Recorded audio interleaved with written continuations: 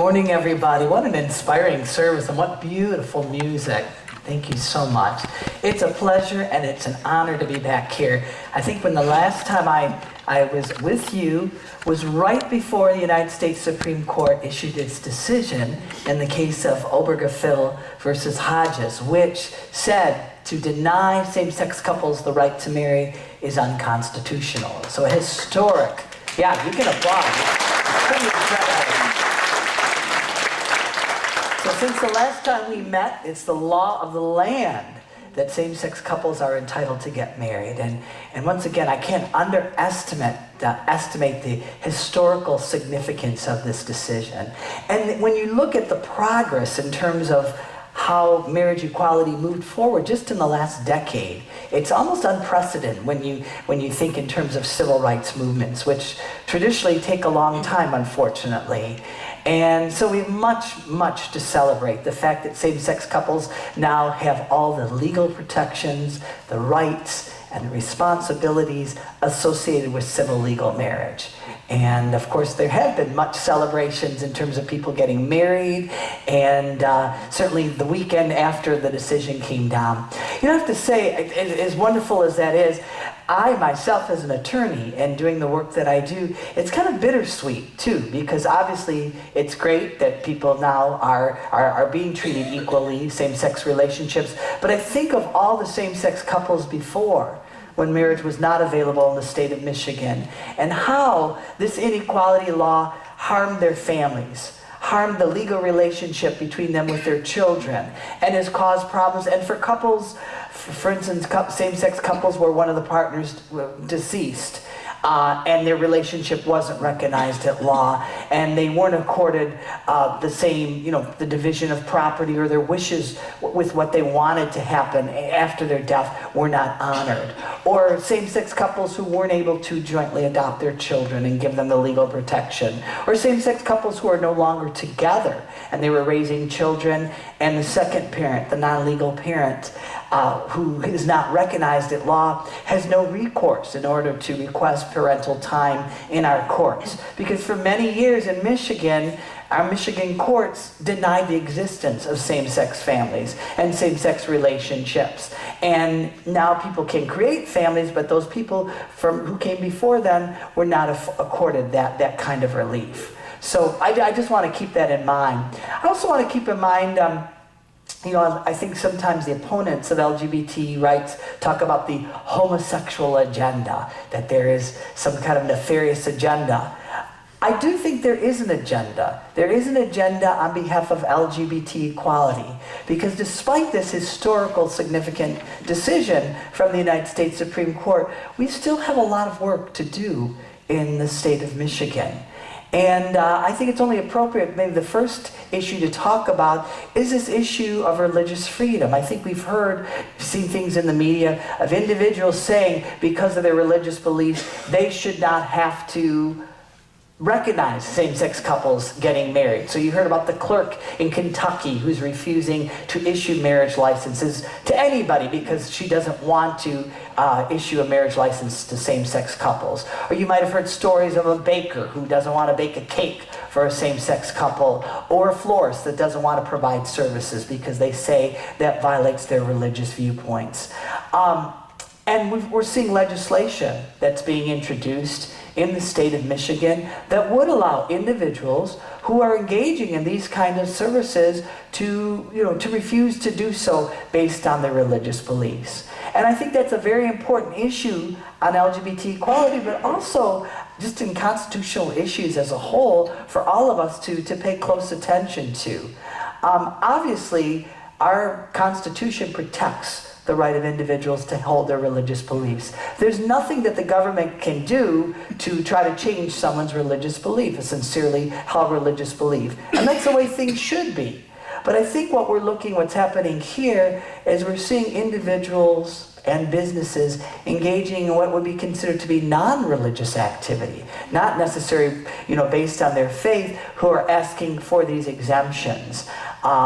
So if I'm a cake baker and I own a bakery, I'm subject to various laws and policies. When I open my bake shop, I have to comply with zoning ordinances, I have to comply with health codes. If I employ employees and I pay them, I have to comply with payroll taxes, and I also have to comply with civil rights laws.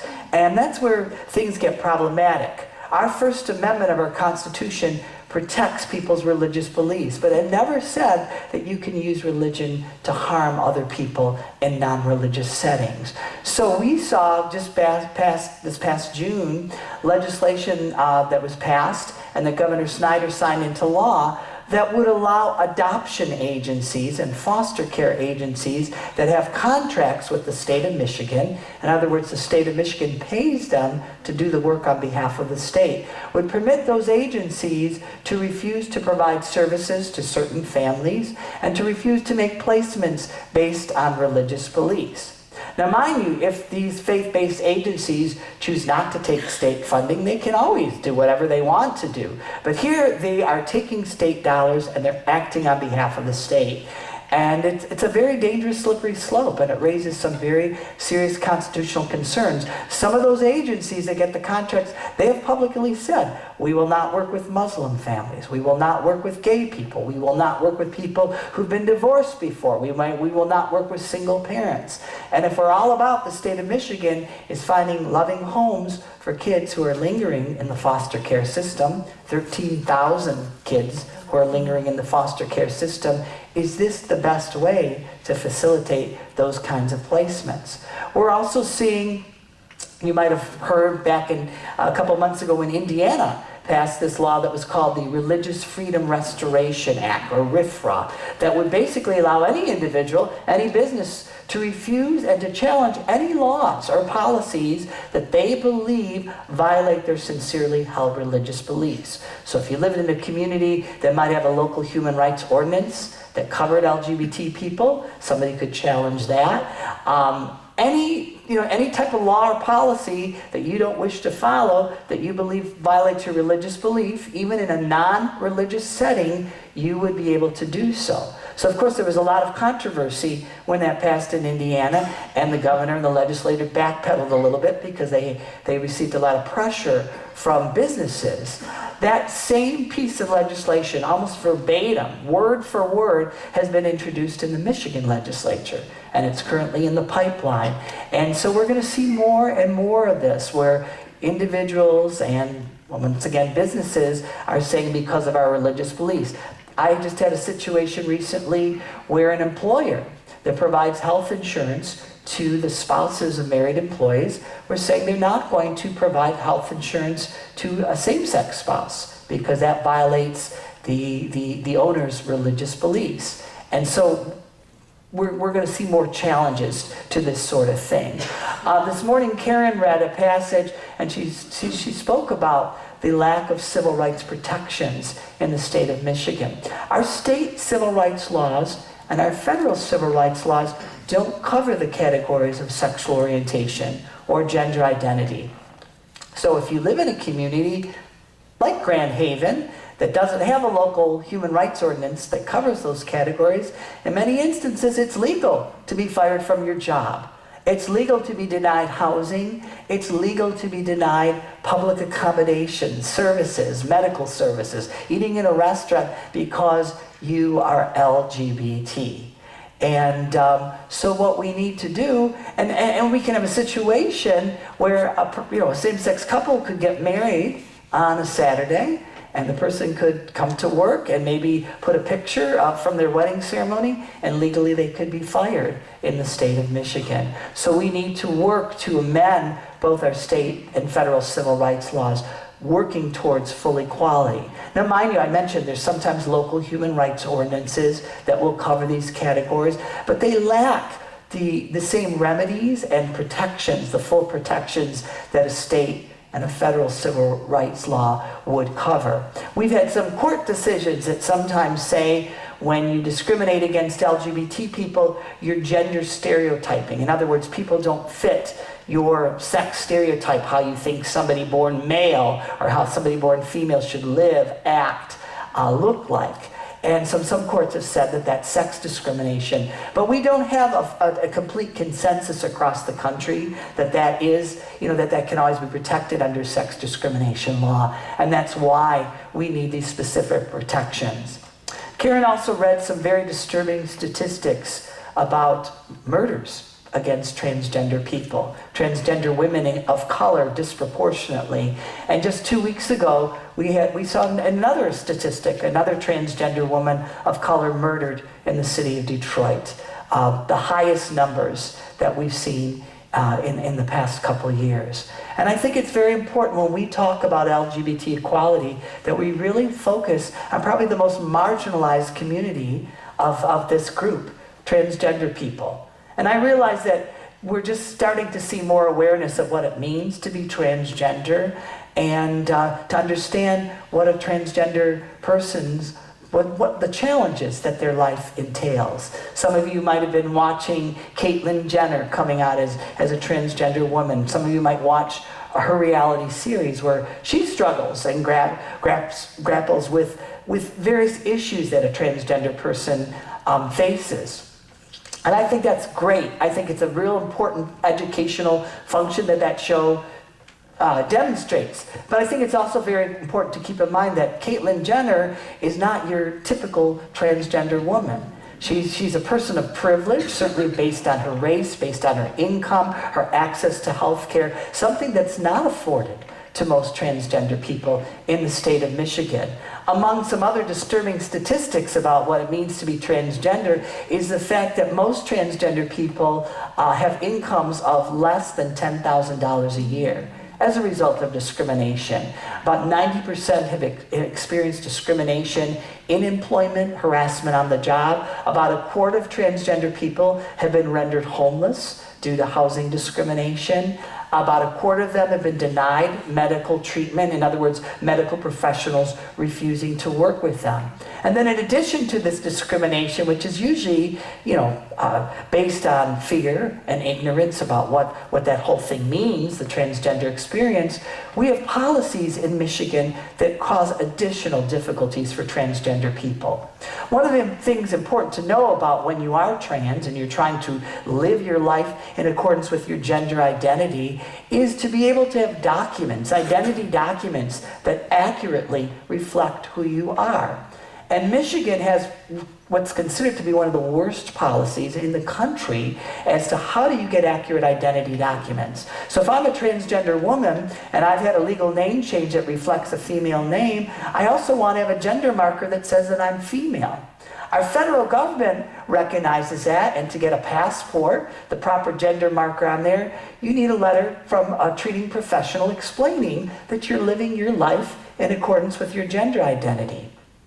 But Michigan has a policy that says to get a gender marker change, you have to have a gender change on your birth certificate.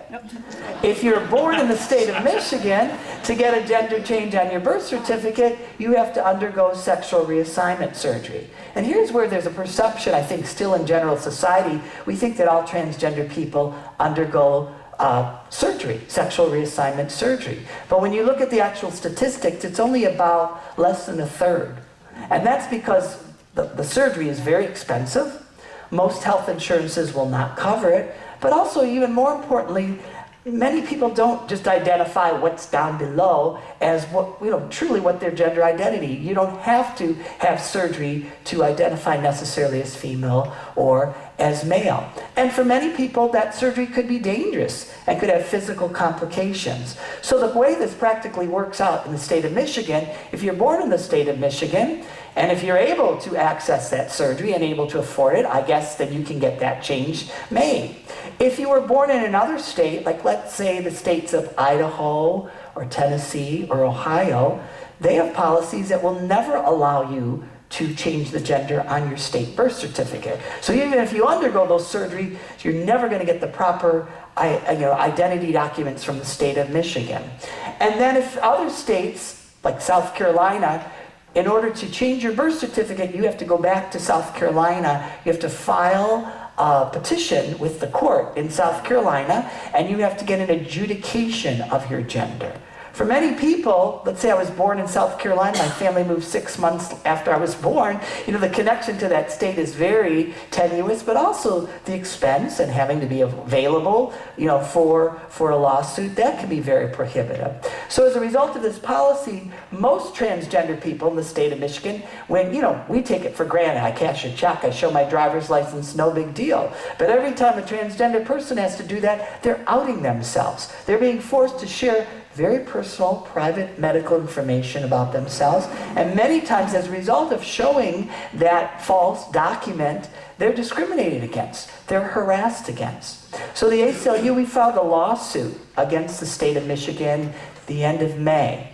And we thought, because Michigan is really an outlier with its policy, about 35 states don't have a policy like this. We thought that maybe the state, and it's just an internal policy. It doesn't involve passing any law. You don't have to go before the legislature. We thought maybe they would be persuaded at least to take a look at their policy.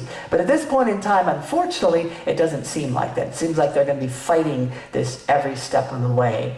And we will continue to respond to their requests to not have to change this policy. The other very important issue for a transgender person is the lack or the difficulty in accessing health care. Michigan has a program called Medicaid. It's a program that serves the very poorest of the poor in the state. And it's funded through federal dollars, but it's administered by the state of Michigan. And of course, it would seem very likely that since so many transgender people are living in poverty, that they have to utilize this program. Michigan has a blanket policy, Medicaid policy, that says we will not pay for any medications related to being transgender. So a transgender person who's been diagnosed with gender dysphoria is not able to get hormone therapy that their doctors have determined to be medically necessary.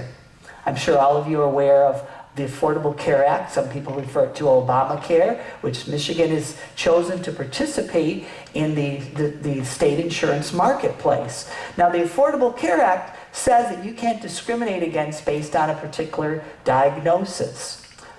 But what we see is many of these private health insurance companies that are providing health insurance in the state of Michigan, they are having blanket exclusions saying we won't cover transgender people for any medical procedures or diagnoses or checkups or anything related. We're not going to cover that. And that's because every state, when they participate in the Affordable Care Act, they pick what's called a benchmark plan. In other words, they pick a health insurance company that has to provide the minimum level of insurance coverage, and then all the other insurance companies have to at least provide that minimum level. Michigan picked Priority Health. I don't know if some of you are familiar with that, but Priority Health has a blanket exclusion for transgender health care. And what we've seen is, since it's been the benchmark plan, that many other health insurers are saying, well, if Priority Health doesn't cover it, we're not going to cover it. So Blue Cross Blue Shield, for many small employers that was providing health insurance coverage for transgender people, have changed their policy and saying they're no longer going to be able to do so. So that's a real problem impacting our community. If people have health insurance, can you imagine you have health insurance and basically your health insurance says you can't get any health care? It's a real problem, and it's something that we need to work on. And then finally, I just wanted to talk about very briefly is, I think there's often a perception about the LGBT community that it's very wealthy, that there's a lot of money, expendable income, it's pretty much white. And I think when you look at the actual statistics, we are a very, very diverse community, diverse racially, and diverse income-wise. Actually, more LGBT families live below the poverty level than their heterosexual counterparts. Probably in many ways as a result of these lack of anti-discrimination protections, and as a result of, for many years, not having their relationships recognized. So we need to address that. And just as we have an issue in our country about race and race relations and the economic disparities between the classes. We see that within the LGBT community as well. And we really need to work on that, and we really need to address that issue, because if we truly are an inclusive community, that includes race, that includes gender identities, and that includes incomes. So I produced a very, very long laundry list, but I don't think it's like, okay, we don't celebrate marriage equality and, we just get back down to the grindstone. I don't think that at all. I think we do celebrate, and we use that energy to understand that there's more work to be done. One of the challenges is marriage. Everybody can relate to that. Everybody can relate to a wedding and a beautiful celebration and seeing a commitment of love between two individuals.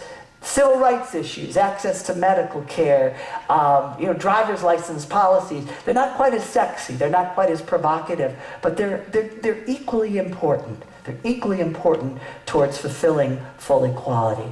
So again, I want to thank you for having me today. I kind of wanted to give you a little update, a little report card on where we are on LGBT rights, and I hope that you'll continue to be engaged and interested and having a voice in these issues. Thank you.